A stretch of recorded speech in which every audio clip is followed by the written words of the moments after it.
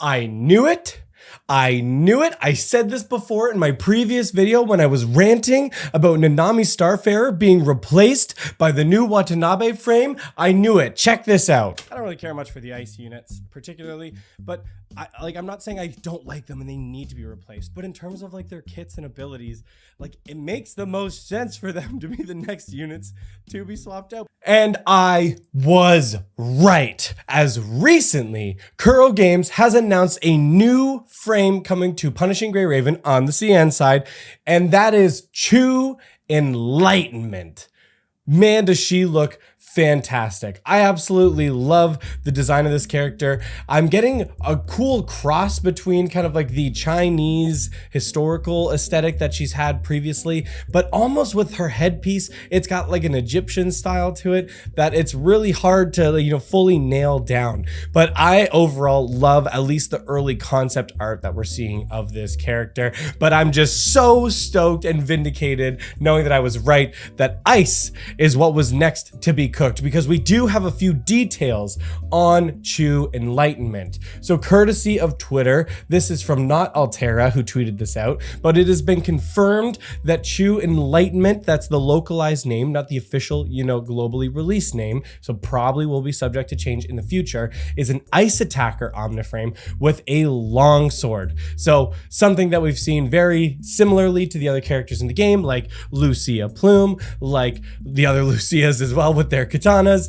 and like Bianca in her sword form, also it is like a long sword. It's kind of like a staff cross hybrid, but has long sword combat, very inspired by Saber, you know what I mean. But I must say it is a very pleasant surprise overall from the Omniframe side. Ice has really been needing a big push in the right direction, and I smell power creep coming a mile away, because she is going to be likely replacing Lucia Plume as the ice attacker on the kind of meta ice team that we have there. And so overall, I would say that is a very exciting piece. But I think this does leave us with kind of like two quick little questions here. One of them is about the release cycles and what this can mean for the release cycles in the future. And two, what does this mean for Uniframes? Has Kuro really given up on Uniframes? I don't know. Let's talk about it. So the first thing that we're going to be looking at is she going to be free? Courtesy of greyravens.com, you can come through here. You can find a previous list of patches that have been released. You can also take a look at a full character list that shows you them in order that the characters were released, but you can also look at a roadmap view as well. Some great utility on the Grey Ravens website. Make sure to go and check that out and support them in any way that you can. But if we go through and look at the releases over the next coming year, there is a pattern. Due to some blowback that Kuro has had historically in terms of how they've been releasing characters and how fast they were releasing new paid characters, and it being hard to keep up from kind of a low spender to free to play perspective, they did start to pad their release cycle. And actually pretty much from Bianca Stigmata to Chu, we can see that there's an alternating pattern of a new S rank and then a free either A rank or S rank with Ayla Kaleido. So you can see we got Bambinato who's coming soon, then we got Lee Hyperreal who's paid, Ayla Kaleido who's free, and then we got Lucia Crimson Abyss, and then we've got Han Ying who's free, and you can see we do have that leapfrogging cycle, with the one thing that sticks out being the Noctis and Elisa back-to-back both being free, but Elisa's an amplifier, so it's pretty much been every amplifier in the game has been free or farmable that's been released in the game so far. However, we do see in Aeon Reforged, where we've got the new Watanabe Fire Tank frame that was released. That was a paid frame. I find it personally hard to believe that the new ice attacker that's going to be added to the game that's not an amplifier is confirmed to be an S rank based on her character card is going to be free. The only S ranks that we've seen free so far in kind of that alternating cycle have been amplifier units. She's not an amplifier. She's an ice attacker. That's been confirmed. I mean, apparently it's Twitter, it's beta, who knows, it could always change.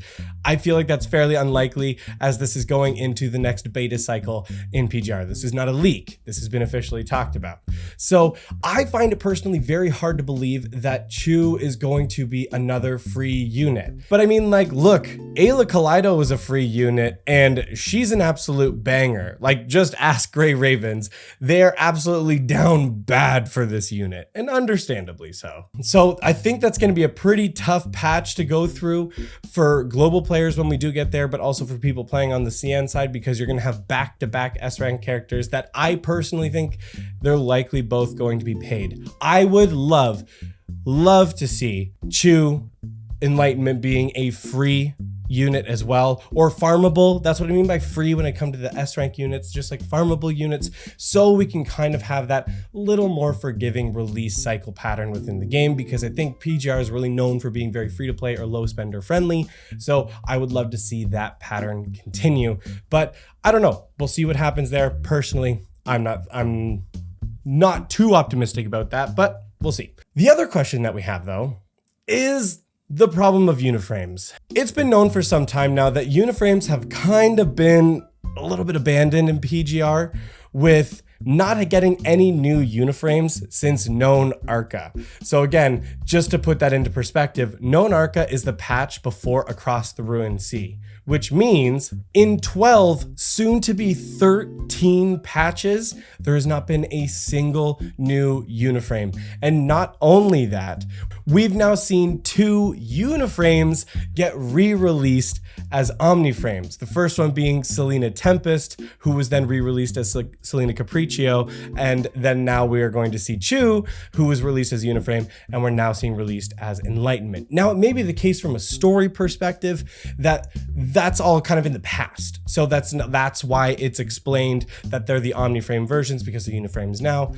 You get the idea. However, from a gameplay perspective, we're just getting new Omniframes, and that's all that matters there. And I think that's kind of a big deal. That's kind of a big deal that in 13 patches, there has not been a single new Uniframe unit. You could even argue that there's another Uniframe that has an Omniframe version being found in Kamui Bastion. Kamui Bastion was released first, but then from a story perspective, you know, Kamu kind of split out of him. So like, I guess you could say that's kind of like an Omniframe version, but the Uniframe came later. You get the idea. There's at the very least an Omniframe version of another Uniframe that's currently in the game. The only ones we don't really have at this point are Roland, Hakama, and Known Arca. But who's to say in a few patches we're not going to see some re-releases of them as not Uniframes. Uniframes have always and still have the problem of mixing the characters on teams with Omniframes because of the negative effects that you get. And as of right now, we still only have one instance with the physical Kowloon team where we can actually see that being negated. There's been nothing else that's been added so far that's going to speak otherwise to it. So unless there are more Uniframe specific game modes that are being added, which I'm not aware of any that have been added so far that's been long term, there's just still not really a major use for Uniframes outside of, you know, waifu and husbando. Of course, always play who you want to play if you like the character. I'm not saying don't ever play the characters, but from like a, you know, min-maxing your spending kind of perspective, Uniframes always seem to get the short end of the stick in this case, and it seems like that's continuing to happen for another patch, and now that a really beloved Uniframe is now being re-released as an Omniframe. So all that being said, while I do absolutely love Chu as a Uniframe unit, I think this just spells bad news for Uniframes as a whole. I think 13 patches is a really long time to not have a single new one, but I am still very much excited for Chu Enlightenment, and I cannot wait for an opportunity to actually try the unit out. But that's gonna be it, guys. Let me know what you think in the comments down below. Do you think this spells bad news for Uniframes? I personally do. It's not looking good for them, but I think Chu Enlightenment looks fantastic. Thank you guys so much for watching, and we'll see you next time.